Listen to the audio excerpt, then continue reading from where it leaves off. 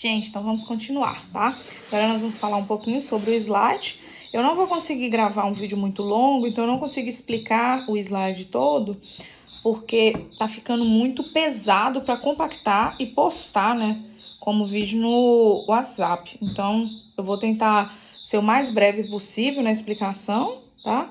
Focando mais em questões, inclusive, que não estão no slide e tudo mais, tá? Então, o slide que eu postei para vocês hoje é sobre cuidados intensivos com feridas e os curativos, tá? O slide, ele começa falando um pouco sobre a classificação das feridas. Então, as feridas, elas podem ser classificadas em relação à causa. Então, o que provocou essa ferida, né? Pode ser uma ferida cirúrgica, então é a que eu falei com vocês, né? Que as cirurgias, né? Aquele corte que faz quando faz a cirurgia, ele acaba sendo também considerado uma ferida, a ferida cirúrgica, que foi provocada durante um procedimento cirúrgico. Ela pode ser traumática, tá? Então, a ferida traumática é aquela, por exemplo, você tá andando na rua, aí você cai e machuca o joelho, por exemplo. Então, é alguma ferida que foi provocada por conta de um trauma, tá? Pode ser uma queda, né, como exemplo que eu dei. Patológica, então, aquela ferida que está relacionada a uma doença, tá? Um exemplo clássico que nós temos são as feridas em pé diabético. Então, aquele paciente diabético, né, ele tem uma predisposição maior para desenvolver feridas por conta da baixa sensibilidade que ele tem nos membros inferiores. Então, o pé dele tem uma sensibilidade diminuída. Ele tem uma chance aumentada de, por exemplo, pisar num prego e não ver, tá? Ou mesmo qualquer tipo de lesão, né, pequena que ele tem no pé, devido à dificuldade de cicatrização, essa ferida pode aumentar, se tornando, mais uma vez, em uma úlcera de pé diabético, tá? Então, é uma ferida patológica, tá ligada a uma doença. E as feridas iatrogênicas? As feridas iatrogênicas são aquelas provocadas pela falta de cuidado ou excesso, né, também de cuidados, mas geralmente é falta. O que seria isso? Aquele paciente que fica internado, paciente acamado, por exemplo, e ninguém vira ele, né, ninguém troca ele de posição. Então, ele tem uma úlcera por pressão, tá? Então, a úlcera por pressão foi provocada pela iatrogenia, que foi o profissional de saúde ou mesmo a família não ter virado o paciente, né, de 2 em 2 horas, que a gente fala, né, geralmente que é a mudança de decúbito, tá? Então, temos todas essas causas de feridas. Além disso, nós podemos classificá-las em relação à presença de infecção. Então, podem ser classificadas como feridas limpas, que são aquelas que não têm processo de infecção acontecendo ali. Limpas contaminadas, que são aquelas feridas, por exemplo, uma ferida cirúrgica, que as feridas cirúrgicas são limpas, mas ela tem contaminação ali. Por exemplo, uma ferida do intestino, tá? Então, lembra que a gente estudou lá atrás? Que os intestinos, eles são contaminados, porque eles têm bactérias dentro deles, tá? Então, se eu faço uma cirurgia no intestino, ela é uma ferida limpa, né, que eu fiz a cirurgia, mas ela é contaminada, porque ali naturalmente nós temos a presença de micro-organismos, tá? Mesma coisa de cirurgias, né, se a gente for pegar cirurgias vaginais, tá? Todas as cirurgias entram também nessa classificação. Feridas contaminadas, então, são aquelas que eu tenho realmente uma contaminação ali, de certeza absoluta. Por exemplo, uma ferida que foi provocada por uma queda de moto, tá? Então, geralmente, quase todas as feridas provocadas por acidentes, que são as feridas traumáticas, são consideradas contaminadas. E temos as feridas infectadas, tá? As feridas infectadas são aquelas onde nós temos infecção acontecendo no leito da ferida. Lembrando que a infecção ela é caracterizada principalmente pela presença do exudato, que é o famoso pus mesmo, dizendo assim a grosso modo, tá? Então, lá mais na frente do slide, vocês vão ver que falam os outros sinais flogísticos que nós falamos, que são os chamados sinais de infecção, tá? Então, não é apenas a presença do pus, né, que seria o exudato. Nós temos vários outros também sintomas, como febre, calor, rubor, que a gente vai ver daqui a pouco, que também caracterizam uma ferida infectada, tá?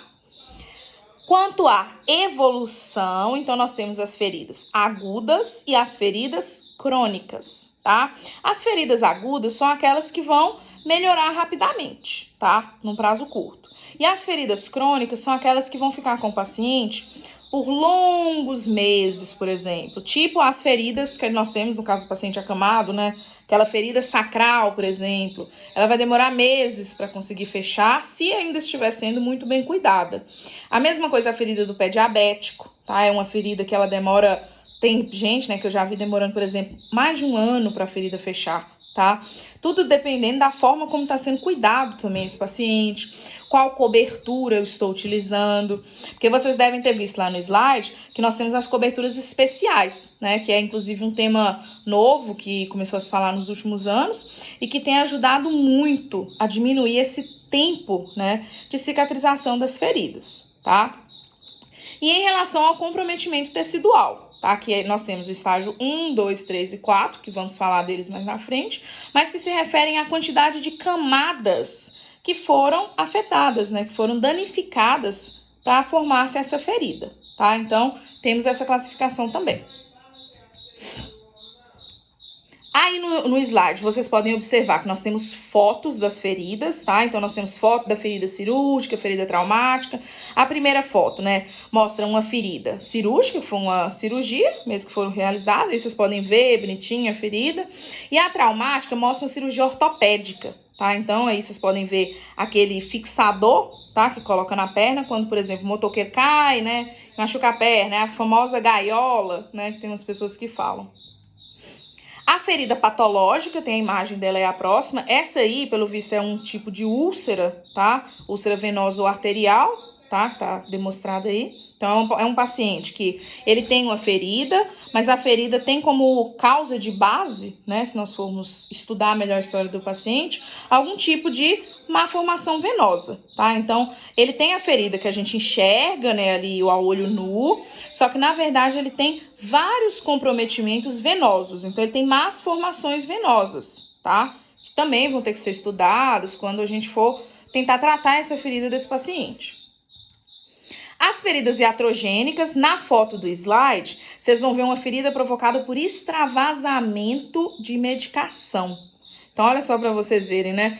Bem na região do pescoço do paciente, então é bem provável que ele tinha um acesso central neste local, e aí por causa de utilizar drogas vesicantes, né, que são essas drogas para pacientes realmente mais graves e tudo, teve um extravasamento e aí provocou uma lesão, né, uma ferida, inclusive muito grande, como vocês podem ver na imagem.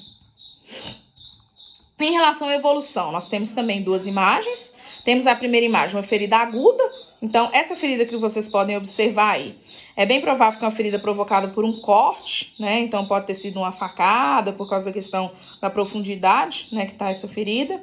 E a segunda é uma ferida crônica, que é a que eu falei com vocês, que é a ferida do pé do diabético, que pode demorar meses e tem paciente que fica anos com essa ferida, tá? Porque a ferida crônica, ela só sara se você trata a causa de base, tá? Então, por exemplo, se eu não trato o diabetes do paciente, o paciente nunca vai sarar a ferida, tá? Ele só melhora se eu conseguir compensar a glicemia dele, tá? Quanto à presença de infecção, nós temos imagens também, né? A primeira ferida, uma ferida limpa, é na verdade uma escoriação, também provável que esse paciente caiu e tudo mais, não tem nenhum processo infeccioso. Temos o desenho de uma ferida contaminada, então uma ferida no braço, né? Também uma lesão, e vocês podem ver presença de necrose, tá? Que é esse tecido mais escuro. E também nós temos o tecido de esfacelo, que é esse tecido mais amarelado, tá? Que vocês podem estar vendo nessa imagem também. A ferida infectada, vocês vão ver que tem uma quantidade muito grande de esfacelo, que é esse tecido que vocês podem ver no meio da imagem, que tá tipo esfarelando, sabe? A gente, quando tá na prática lá, vocês conseguem ver um tecido meio desmanchando, sabe? Então, é um tecido com uma coloração amarelada, esbranquiçada, e que geralmente ele fica desmanchando quando você pega na ferida, tá? E temos também a presença de, como eu disse, exudato, que é o pus, tá? Além dos tecidos de necrose também. Geralmente, quase todas as feridas que são infectadas têm um pouco de necrose associada. Em relação ao comprometimento tecidual, que é o que eu falei que a gente ia falar posteriormente, nós temos os estágios, tá? O estágio 1, nós temos uma pele íntegra, então não teve, né, rompimento de tecido, com presença de hiperemia. O que é hiperemia? Quando fica mais avermelhado. Então é aquele tecido, naquela pele que você olha e tá aquela pele vermelhinha, parecendo que a pessoa coçou, alguma coisa assim, ou a pessoa teve uma alergia, sabe? Alguma coisa assim. Mas também pode ser aquela pele que ficou dura no local, ou então aquela pele que perdeu a cor. Tá? Tudo isso se caracteriza como estágio 1, então não houve rompimento de pele, tá? O estágio 2, a epiderme e a derme estão rompidas, tá? Podendo haver ainda rompimento de tecido subcutâneo, que é o tecido de gordura, tá? Com hiperemia, que é o que eu falei anteriormente, que é aquele tecido mais avermelhado mesmo ali, bolhas e uma cratera rasa, vamos dizer assim. Quando nós temos queimaduras, por exemplo, com formação de bolha, nós temos geralmente feridas no estágio 2, tá? Estágio 3, perda total do tecido cutâneo, necrose do subcutâneo até a fáscia muscular. Então aqui nós temos uma ferida grave e profunda, tá? As mais comuns que se encaixam nesse estágio 3, geralmente são as úlceras por pressão em região sacral, tá? Então é aquela úlcera típica do paciente acamado, tá? Que dá lá na região acima do bumbum dele, sabe? Aquela úlcera, que geralmente a gente vê uma úlcera muito grande ali naquela região, porque não virou paciente de decúbito, tá? Então é a úlcera clássica do paciente acamado. E o estágio 4, que é, na verdade, o pior, né, que nós vamos ter, que nós temos destruição tecidual imensa, tá? Então chegou realmente até músculo e tudo mais. Pode ter atingido tendões, igual mesmo se for na região de perna, né, e tudo, de braço, e pode chegar até ver os ossos, tá? Então, é uma lesão extremamente profunda, tá? Também é muito observada em pacientes idosos, tá? Paciente acamado. Então, a gente vê muito também em região sacral, tá?